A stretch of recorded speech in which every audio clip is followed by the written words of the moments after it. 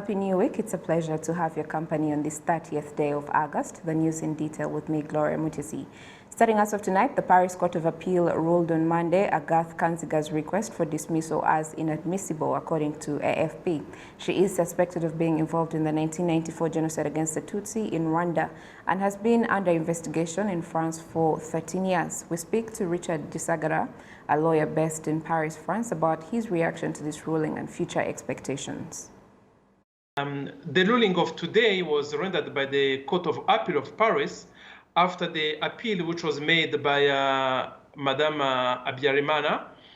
It's following the decision which was taken last November by the judge who put her under investigation for genocide. You know, she's under investigation for genocide since 13 years old, since 13 years. Then last year, she filed a request to the judge asking that the proceedings be stopped. The law allows her, after a certain period of time, each person who is under investigation may ask to the judge to stop the investigation because when you assume that everything has been done. So that's what she tried last year. But in November last year, the judge dismissed her request. So she made an appeal, and the decision of today is the decision which was taken on her appeal. The Court of Appeal has declared her appeal inadmissible. So it means that now the case is going back to the judge who has been doing investigation to continue the investigation and then to decide if he thinks that he has enough proof to decide to send her to court for being judged or not. And given that it has taken this long, given that it has taken a couple of years, what's next or what follow-up will be given this case, and in what time frame should we expect? Yeah, unfortunately, the case of Madame Habyarimana is not specific to her. It's not. It's like all the other dossiers we have here in relation with genocide committed against Tutsi. Unfortunately, all of them has been. The justices have taken so much time for all the dossier, in particular for her, but it unfortunately is the case for all the dossier. You know that so far only 2 dossiers have been went until the end, with 3 people only who have been condemned in the last 27 years. So now the case is going, the investigation is going to continue in her case. I have a reasonable hope now that maybe in coming days we will have a decision which is going to be taken. Since, as you remember, President Macron have announced last time that he's going to give enough minutes to the justice so that we can speed up with all these cases. So now I have a reasonable hope that maybe a decision is going to be taken. But we have to keep in mind that the decision we are expecting is only a decision about the investigation. So we are not talking, so far we are not talking about the trial. When the decision on investigation is going to be taken, if they decide that the investigation are enough, we have enough proof, now we're going to judge her, then we will have to wait also to have the date for the trial. So in my opinion, I don't think that we will, that should be judged if there is a trial. I don't think that this trial will take place this year or next year. I think we still have to wait. There is still time to go, unfortunately. Absolutely. Richard Gisagara, thank you so much for your insights this evening. You are welcome. Thank you to have me. Good evening. Let's come back here, where citizens around the country are hoping for the eradication of the COVID-19 pandemic if they continue to adhere to the preventive measures. Health authorities are meanwhile urging the people to not become complacent in the fight against the virus, as that is how things may turn or may take a turn for the worst. Ungari Jade now reports. In markets, daily commutes through local transports such as bicycles and other areas, there is a reminder being sent to citizens to continue to adhere to the COVID-19 preventative measures. Citizens are confident that they will overcome the pandemic. These days, the pandemic seems to be declining. This is all due to following the preventive measures in place, as well as the vaccination and cooperation of the people. Although many believe the numbers are declining, there are still 10 sectors in lockdown. The current one expected to end on Tuesday, August 31st. Residents say they have learned a lot during the past month since they have been in lockdown. Local authorities have indicated they are continuing to monitor the implementation of COVID-19 prevention measures and that violators will be corrected and punished. The mayor of Kayonza district says the number of new infections, especially in the 4 sectors in the district, has been reduced since lockdown, which gives him hope for a return to normal life. Today we can see that the numbers have reduced significantly. This is thanks to the people as well as working together to respect the preventive measures in place. The Minister of State in charge of primary health care says the COVID-19 vaccine being distributed through the population is another aid in reducing the number of patients visiting doctors with severe symptoms. He also says that this will paint an even more positive picture in the next upcoming weeks. Since the start of the mass vaccination for people 18 years and over, one can see that the number of people visiting the doctor's office has reduced significantly. For example, in Nyarugenge, there were always around 130 or more cases per day, but the number has reduced to 60. The number of total patients has also reduced, but it is still early. We have spent a while in lockdown. Other sectors have had their lockdown lifted and have returned to a certain state of normalcy. We shall also see a positive change in the next 2 weeks from following the preventive measures as well as the vaccinations. Another thing is the setup for a treatment center for the infected, and the death of the elderly is also declining. Health experts working with the United Nations World Health Organization, WHO, in Rwanda, to fight against COVID-19 and other pandemics, say people should not celebrate while the number of people infected and killed during the pandemic remains high. Being complacent is what gets us to that point. People should remain aware and realize that the fact that we had reached a number of close to 1,000 infected people per day has in itself taught us something about our behavior. It is good that the results are getting better, but if we do not remain vigilant, we will wake up to much worse incidents.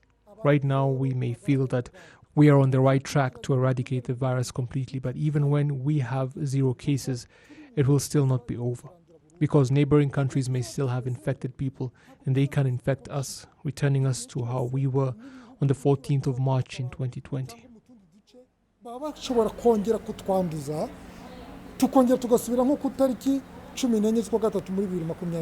Statistics from the Ministry of Health show that since the COVID-19 pandemic was first detected in Rwanda on March 14, 2020, more than 1,000 people have died of the virus. So far, about 1.5 million people have received the first dose of the COVID-19 vaccine, while more than 600,000 people have received 2 doses. Ungari Jade, RTV News. Many thanks, Umwadi Jed. Now staying in the health field, child development experts advise parents to value breastfeeding because it prevents a negative impact on their development due to poor breastfeeding. A study by the Demographic Health Survey 2020 shows that the number of breastfeeding infants during the first 6 months has decreased from 87% in 2015 to 81% by 2020. Gabi Muvonyi now reports. At the Gatsata Health Center in Gasabo District, parents took part in a program to vaccinate their children against various diseases. Lenata Wamahoro, who came to get vitamin A for her 6-month-old baby, says she's only been breastfeeding her child. I breastfeed my baby for about 15 minutes, after which I turn her to the other breast when she's not full. Breastfeeding during the first 6 months, it protects them from getting sick and it keeps them healthy. Other parents attest to the importance of breastfeeding and how it helps child development. My baby is 2.5 months old. I breastfeed her as often as possible. She was born at 3 pounds and 400 grams and now weighs 5 pounds and 500 grams.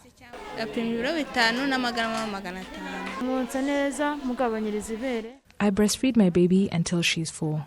Mixing other things with the milk can stunt the growth of babies, so it is just best to breastfeed them. During the first 6 months of a child's life, some parents choose to feed their children other soluble foods other than just breastfeeding them. They say this is due to different reasons. As a civil servant, a 6-month leave is not possible. It requires you to leave the baby when he or she is 3 months old. And when you leave the baby, it affects their growth because they can't breastfeed when they need to. Sometimes it is not possible for the mother to just sit home after giving birth. After about 3 to 4 months, she goes looking for a job to earn some money. A nutritionist at the Gatsata Health Center says not properly breastfeeding a child under 6 months can have a significant impact on his or her health. When you give a baby other sources of nutrients that do not come from breast milk, it affects their digestive system, which can lead to vomiting and diarrhea. Not interfering with the breast milk intake for the first 6 months protects the baby from diseases including diarrhea and respiratory illnesses like asthma. Employed parents can pump their milk. We teach them how to do it and how to store it and how to give it to their children. A specialist in maternal and child feeding at the National Early Childhood Development Program explains when a child is breastfed well, the child and the mother are protected from negative long-term effects.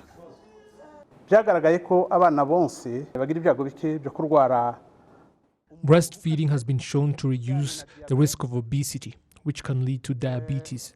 Children that are breastfed under 6 months are less prone to these diseases.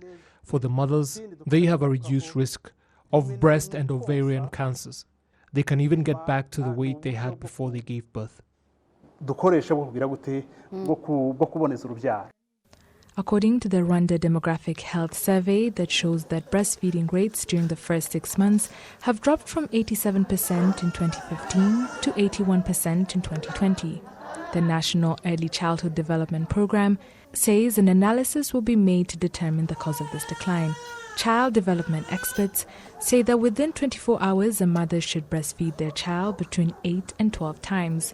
When a baby refuses to breastfeed, parents are encouraged to go to the doctor and see why. Gabi Mvunyi, reporting for RTV News. To other matters now, taxi motorcyclists in Kigali City acknowledge that for the use of meters to be effective, they require efficient internet as well as establishing the right transport fares for better service delivery. Sessionary has the details. Taxi meters were once used in 2019, but were not actively embraced because of the high costs towards the passengers and other technical challenges. Currently, taxi motorcyclists are once again required to use meters with those that hadn't installed them yet, starting to do so before the 4th of September deadline. Taxi motorcyclists believe that much more needs to be done for this technology to be fully embraced. The meters work, but the challenge is the perception from the passengers. They don't quite understand them. It's more expensive than how much we used to charge them initially. Where we used to charge 1,000 Rwandan francs, the meter charges 1,500. And so it's a loss to the passenger. Perhaps Rura can change the prices first. And the other challenge is poor internet. It goes offline during the journey, which causes misunderstandings with the passenger.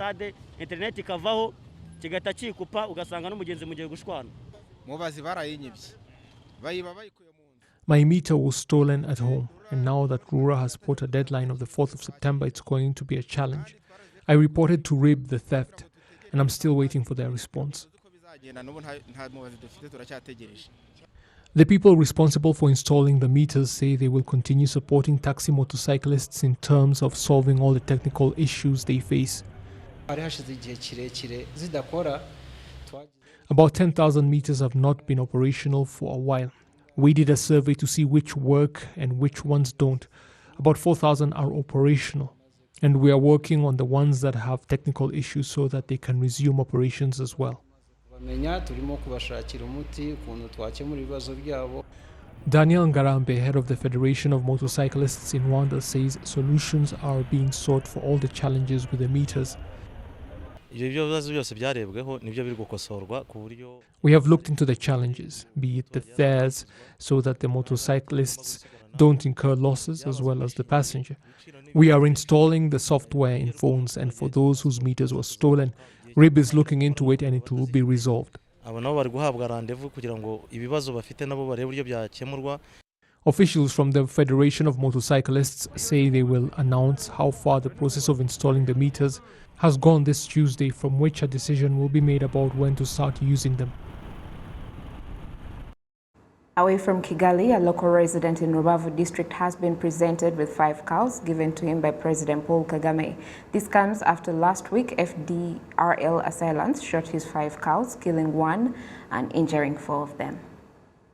Jean de Dieu Twagirayezu is a teacher by profession, though he also practices animal husbandry, and is grateful that President Paul Kagame has thought to give him cows. Upon hearing that the president was giving me cows, I realized that I am now more than just a teacher with a few cows, because these cows are pregnant. So now I am going to be a man with many cows and intend to donate some of them to others in the community. His neighbors are also thrilled about the development. We, his neighbors, are very happy because he's going to give us cows as well. We are comparing this day to the day the country was liberated from the enemy. We have been liberated and feel secure because the security organs are protecting us, and we are providing information in a timely fashion. And everybody plays their part in resisting the enemy wherever they may be. RDF officials in the Western Province have assured the local residents that the area is secure, and they too should play their part to ensure that it stays that way. Now that that group has started trying to show itself again, we have the medicine for that, because the people who administered the medicine to them in the past are still here. We have not gone anywhere. What you must do is not become complacent about this. Carry out your nightly patrols with discipline, and we too are going to tighten the borders so that they do not have anywhere to sneak in from. But all that is only possible working with the people. Rubavu authorities have announced that local communities from other parts of the district have also donated another 3 cows to give to Jean de Dieu Twagirayezu, in addition to the ones given to him by President Kagame. The 4 surviving cows in the attack are expected to make a full recovery. And people living in the sector of Karama in Huye district say they've collaborated with the security forces to chase away people who are damaging the forest of BC. Local officials are now working to ensure that the forests remain protected. The forests are located on the steep hillsides of Huye, Nyamagabe and Nyaruguru districts and belong to the government. Emmanuel Mutebutsi was among those that used to go into the forest to cut down trees to make charcoal. I went in and carved out a plot for myself, claiming it as my own, to do whatever I wanted with it. One day I went there and found security personnel patrolling, and they spent the entire day chasing me around. I even fell into a ditch and hurt myself trying to get away. Thieves were also using the forest as a hiding place from which they would harass the local residents. Bands of thieves would come out of the forest and steal our things. One morning I woke up to find my small shop ransacked. All that has now changed since the forest was secured, and it also has environmental benefits. You see, this is an area of steep hills, and that forest helps to attract rain so that we can cultivate our farms. The plot I had carved out for myself had turned almost into a desert, and I was planning on taking another portion, but I decided to stop because it was not the right thing to do. Local officials are now working to ensure that the forests remain protected. To ensure that it does not happen again, we employed guards to protect the forest, and I must commend the district authorities for ensuring that it was done. Now it is virtually impossible to cut down even a single tree. The forests in Huye district cover 2,000 hectares.